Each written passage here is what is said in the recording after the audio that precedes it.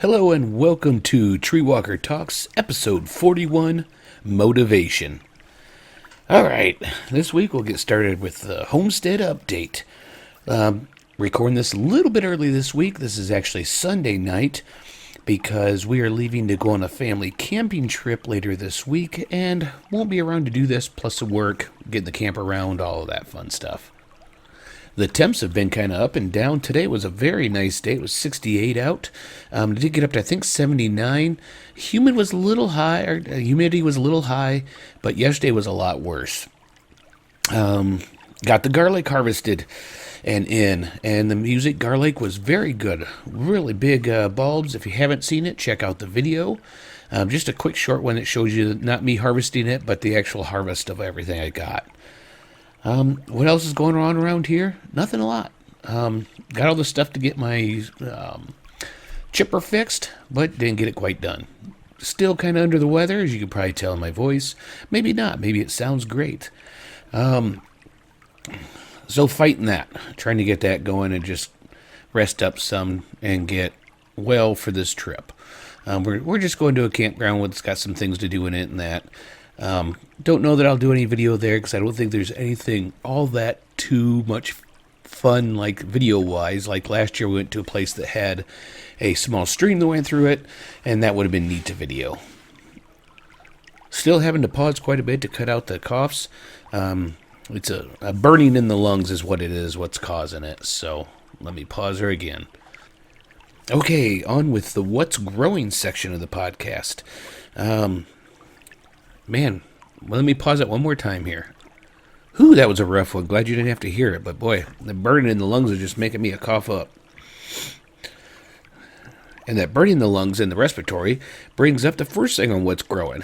There was a tall stalk, and it would have been mowed off or sprayed.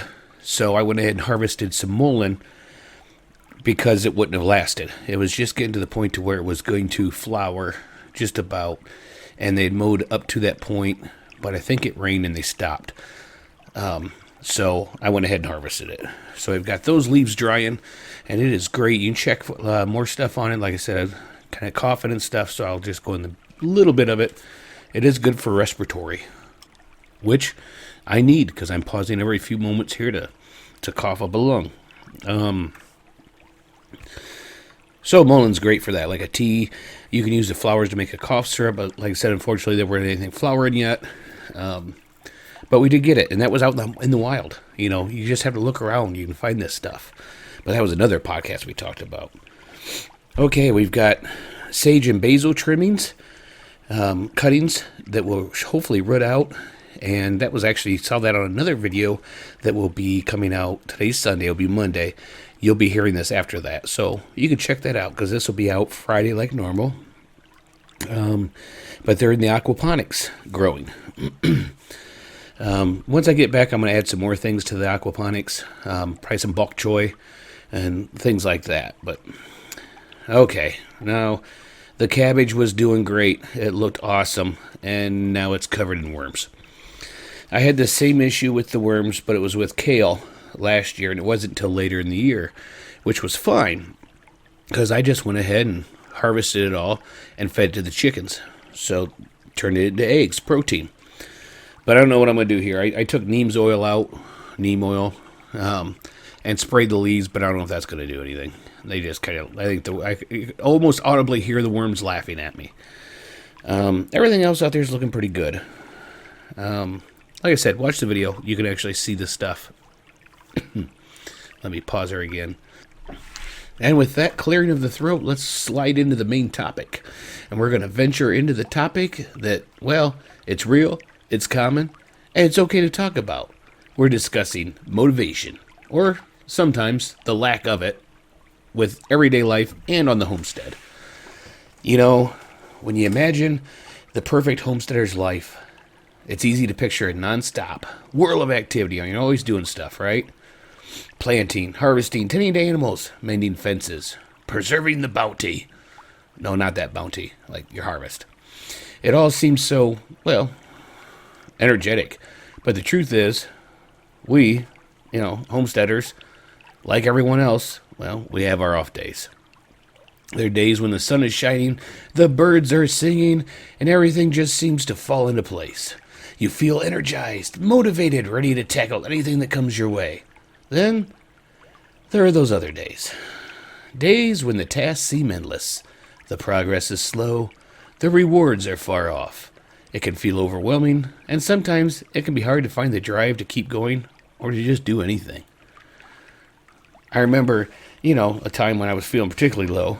It was like last year, midsummer. The days were long and hot. The weeds were winning, and if you watch some of the videos, you saw that. And the harvest seemed a million miles away. It felt like I was fighting a losing battle against nature herself.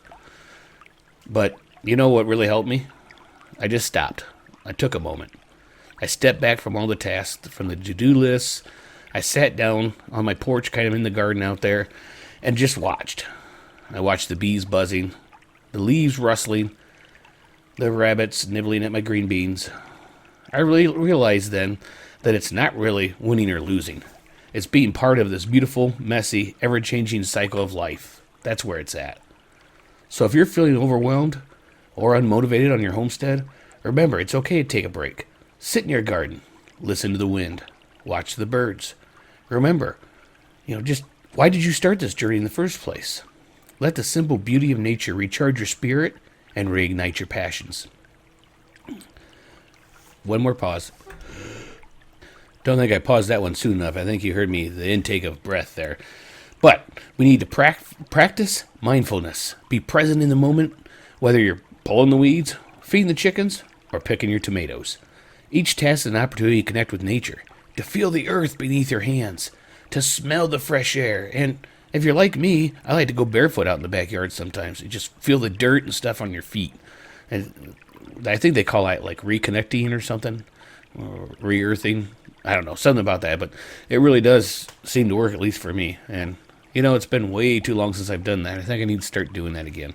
First, I need to clean up the backyard and get it ready for that.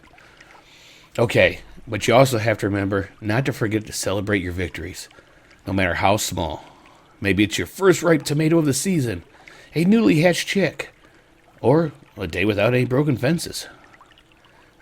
Or maybe it's you just got chickens, and it's your first egg ever. One of my friends on social media just had that, and it made me think back to when I got my first egg, and you're just like, most expensive egg in the world. Oh, wait, no. You're like, wow, this is great, and I came in and cooked it up, and like, oh, that is just heaven. But each of our success is a testament to our dedication and our hard work. Take the time to stop and appreciate it. Well, remember, the path of a homesteader isn't always easy, but the growth is in the journey, not just the destination. So take a breath, take a moment, find joy in your homestead, even on the difficult days. And remember, stay alive out there and keep on surviving.